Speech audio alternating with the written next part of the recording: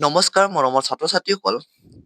আজি আমি তোমালোকৰ লগত আলোচনা কৰিম যে তোমালোকৰ মেট্ৰিক পৰীক্ষাত এটা ছাবজেক্টত যদি তোমালোকে বেয়া কৰা বা নাইবা ফেল কৰা, যদি তোমালোকৰ ইংৰাজী নাইবা যিকোনো এটা বিষয়ত যদি তোমালোকে ফেল কৰা, তেনেহ'লে তোমালোকক কি কৰা হ'ব? বা তোমালোকক গ্ৰেছ মাৰ্ক দিব নে নাই বা তোমালোকক এক্সট্ৰা মাৰ্ক দিব নে নাই, তাৰ বিষয়ে আমি এইটো ভিডিঅ'ত আলোচনা কৰিম। গতিকে ভিডিঅ'টো শেষলৈকে চাবা। আৰু যদি এই চেনেলটো প্ৰথমবাৰ আহিছা তেন্তে চেনেলটো ছাবস্ক্ৰাইব কৰি বেল আইকনটো অল বুটামত প্ৰেছ কৰি ৰাখিবা। কাৰণ আমি এইটো চেনেলত এনে ধৰণৰ জৰুৰী ইনফৰমেশ্যন ভিডিঅ'বোৰ আপলোড কৰি থাকো। আৰু লগতে ভিডিঅ'টো এটা লাইক কৰি দিবা। আৰু এটা কথা, যোনসকল ছাত্ৰ-ছাত্ৰীয়ে লেটাৰ পাম বুলি ভাবিছিলা আৰু কিবা কাৰণত হয়তো ভাবিছা যে মই আৰু এতিয়া লেটাৰ নাপাওঁ চাগে বা হয়তো ভুল হ'ব, গতিকে এক্সট্ৰা মাৰ্ক বা গ্ৰেছ মাৰ্ক দিব নেকি? সকলোখিনি এই বিষয়ৰ প্ৰশ্নবোৰ তোমালোকৰ যদি ডাউট আছে তেন্তে ভিডিঅ'টো শেষলৈকে চাবা।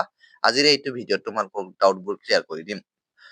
প্ৰথম কথাত মৰমৰ ছাত্ৰ-ছাত্ৰীসকল, তোমালোকৰ যদি 6টা ছাবজেক্টৰ ভিতৰত যিকোনো এটা ছাবজেক্ট যিয়ে নহওক, ইংলিছ বা MIL হওক বা যিকোনো ছাবজেক্টে নহওক কিয়, যদিহে কেনেবাকৈ এটা বিষয়ত পৰীক্ষা বেয়া হৈছে বা হ'ব, যদি ভাবিছা তোমালোকৰ উত্তীৰ্ণ নহ'ব, তেনেহ'লে তোমালোকক এটা কথা ক'বলৈ বিচাৰিছো যে ছেবা বৰ্ডে অৰ্থাৎ মেট্ৰিক পৰীক্ষাৰ গ্ৰেছ মাৰ্ক দিয়ে। আৰু যদি হাইয়েষ্ট গ্ৰেছ মাৰ্ক বুলি ক'বলৈ গ'লে 765 লৈকে দিয়া মই দেখা পাইছো। আৰু এনেধৰণৰ গ্ৰেছ মাৰ্ক নিম্নতম 3টা ছাবজেক্ট 3টা বিষয়ত দিয়া হয়।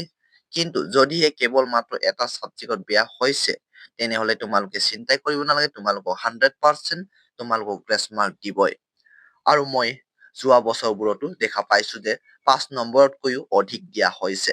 গতিকে এইবোৰৰ বাবে গ্ৰেছ মাৰ্ক দিবই যদিহে তোমালোকৰ মেট্ৰিক পৰীক্ষাত বেয়া হৈছে। যদিহে তোমালোকে এই ফেল হ'ম বুলি, অৰ্থাৎ এটা বিষয়ত ফেল হ'ম বুলি চিন্তা কৰিব নালাগে, কিয়নো 100% তোমালোকক গ্ৰেছ মাৰ্ক দিবই, কোনো চিন্তা কৰিব নালাগে। তোমালোকে চিন্তা কৰিবলগীয়া একো বিষয়ে নাই। 3টা বিষয়লৈকে গ্ৰেছ মাৰ্ক দিয়া হয় আৰু 5 নম্বৰতকৈও অধিক গ্ৰেছ মাৰ্ক দিয়া হয়। প্ৰত্যেক বছৰে আমি দেখিবলৈ পাইছো।